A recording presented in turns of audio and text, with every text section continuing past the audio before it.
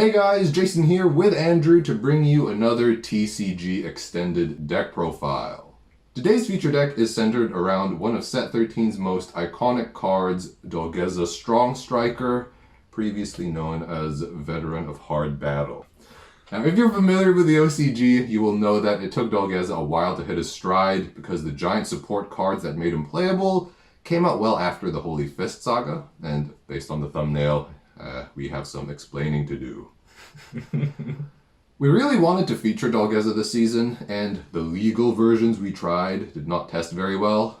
Our giant Earth Eater tribal build didn't work due to the lack of viable candidates, and our 4-color control style deck featuring Dolge felt very awkward.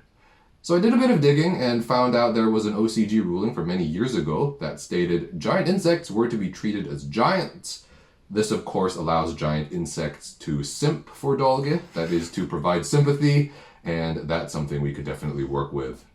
I'll admit this is kind of cheating because the ruling was introduced well after the DM13 timeline, and I don't think we would have gotten this ruling for the global release, but again, we really wanted to feature Dolgeza this season, and we've never made a giant insect deck before. As usual, we took a lot of inspiration from DM Plays when making this deck. We envisioned this as a water nature beatdown deck that just punches holes through defense using its massive creatures. It's a little bit wacky, a little bit, actually not really janky anymore, but it works and it's a ton of fun. So let's jump into the deck profile. To start things off, we have 4 copies of Sniper Mosquito. Now, Sniper Mosquito is a really nice card in this list because you get the sympathy effect, and especially since he only costs 1 mana, he's essentially free. And then he also enables the extra card that you get from Dolgeza as well. Now, Sniper Mosquito also works with this next card, Fairy Life, as there's quite a cool combo where you can play Sniper Mosquito on 1 and then play Fairy Life on 2, attack with your Sniper Mosquitoes, so then your Fairy Life kind of acts as a draw card. Also, Fairy Life just works well on this deck because remember Dolgeza does cost 8 or costs a bit less if you have a few giant insects out, but you still need to ramp a bit. And also, it can curve into 4 copies of Princess Scarab. He's just too good to not be included. Yeah, I think he's the best giant insect in the TCG card pool, or he's at the very least our favorite giant insect. Sometimes this dude can win games by himself, which is based on like Lost Soul Beat from last season, if you remember that. We also have 4 copies of Copper Locust, which is a newcomer. We've never featured this guy before. But what really sells him is his mana ratio, or power to mana ratio. Sometimes it's a little bit difficult to get Dolge out because it is dependent on you drawing well in the early turns.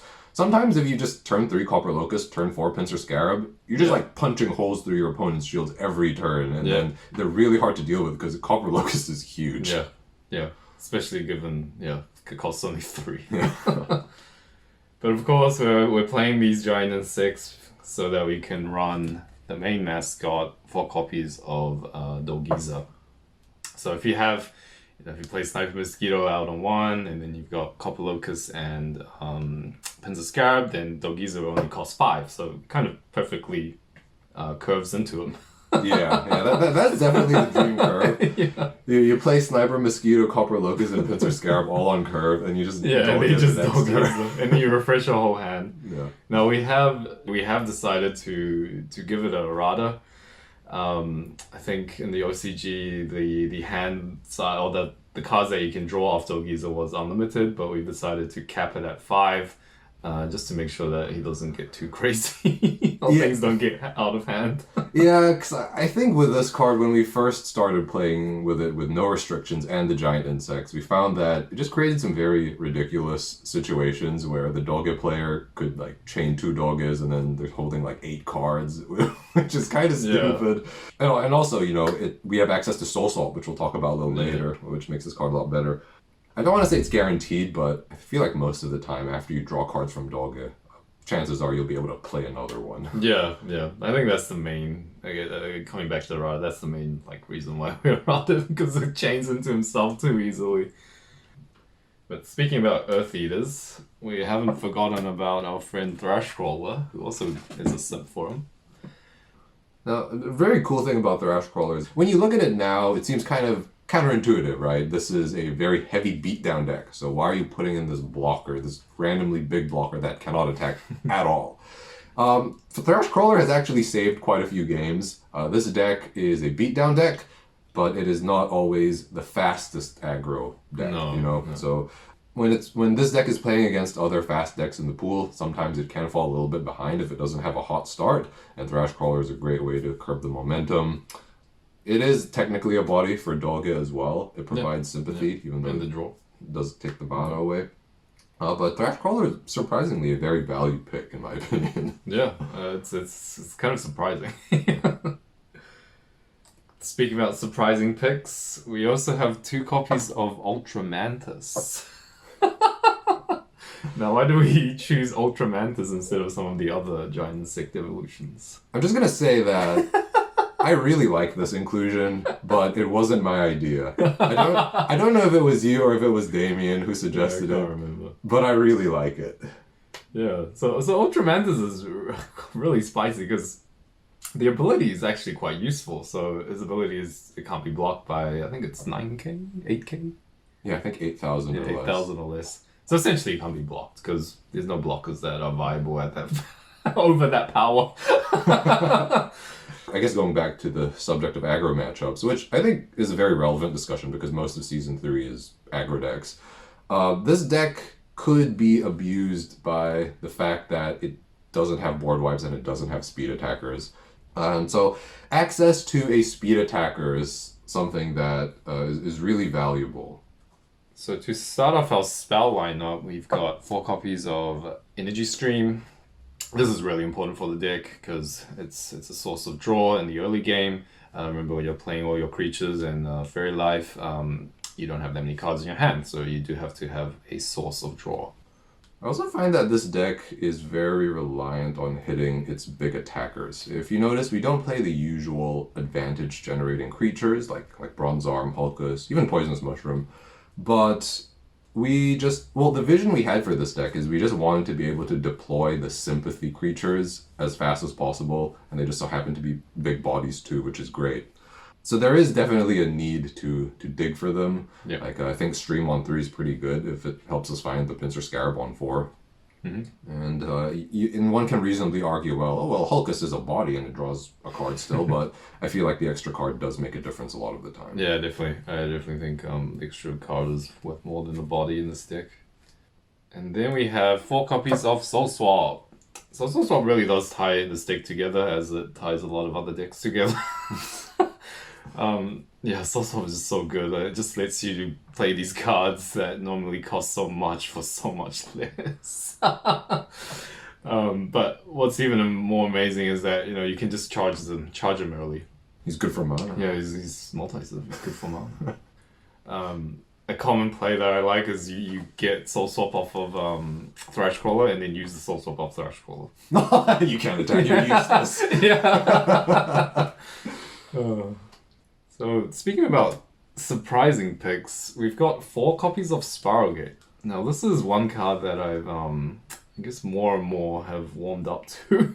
Damien was right. Yeah. This card is insane. This card is actually quite insane. I remember Spiralgate was one of the later additions we added to the deck, and I remember Andrew started, maybe we'll put in like 2 copies, and it became 3 copies, and then it became a play set. 4. And I think the value of Spiralgate and even Soul Swap is that this deck, as I keep saying, it doesn't run board wipes, so it can get overrun. But if you play Dolgeza, you draw a bunch of cards, and you get access to a lot of cheap removal. So you're able to play the Spiralgate, let's say you Soul Swap something for Aqua Surfer, you get rid of your opponent's board pretty much, and then suddenly they can't finish you, and then they have to answer your board. So that is just such a powerful interaction that we actually realized, admittedly, very late into our very careers. late. Although I must say that does not mean that Spiralgate should go into every deck. Well, I'll never hear the end of it. And of course, since we can't get enough of our bounce, we've also got 4 copies of Aqua Surfer, who always seems to be last. Yeah. Well, we always leave the shield triggers for last, and he is the most expensive shield trigger. Yeah. So he's just here for obvious reasons. I'm not sure what order the deck profiles are gonna come out in, but I feel like there isn't really anything we can say about Surfer that hasn't already been said. But yeah, like having unconditional spot removal with the body is really great for these aggressive decks. And being able to use it with Soul Swap is also really strong. Yes. So here's a nice bird's eye view of the deck. Now for how to play it, we want to prioritize getting the giant insects on board. We typically only want to start attacking with Copper Locust and Pincer Scarab, I feel like. We still want to play Sniper Mosquito, but its drawback effect means we won't want to attack with it early unless we have Fairy Life. Yeah. Other than that, the spells are pretty intuitive. If you don't find the giant insect, we just play Energy Stream and Fairy Life ASAP to set up the bigger plays. Sometimes when we Fairy Life into Energy Stream, it feels like a DMP deck. Yeah. There are a number of pathways to summoning Dolgeza early, but to keep it brief, any combination of 3 sympathy creatures or ramp allow Dolge to come out on 5.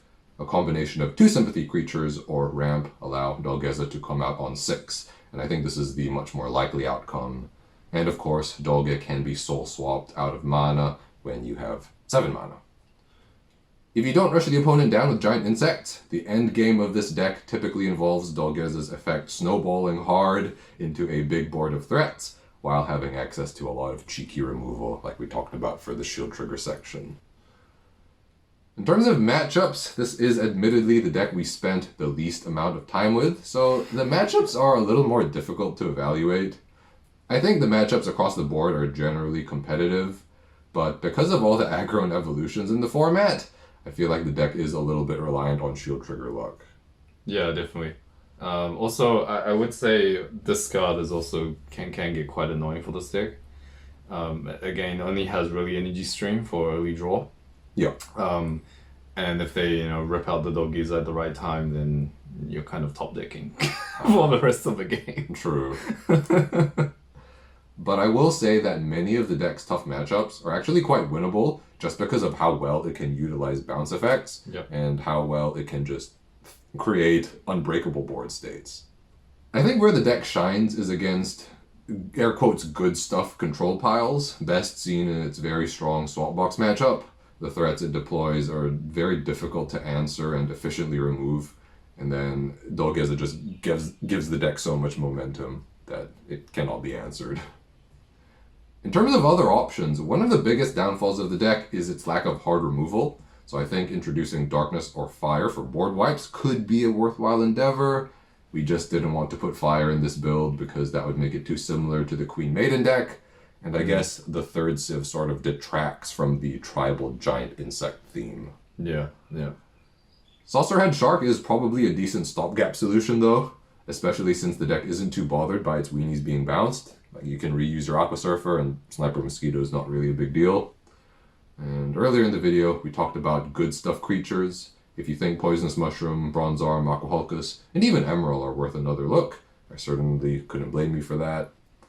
And lastly, as Andrew sort of alluded to, discard does give this deck problems. A well-timed discard is super devastating, so T-Dad could be worthwhile as well. Yeah. I think we briefly talked about putting him in the deck. Yeah, I think you do have to balance between, all these things are nice on paper, but when you put them together, it's a different story, because you might be trying to do too much. In a single day. Oh man, very, very sagely deck building advice from Andrew.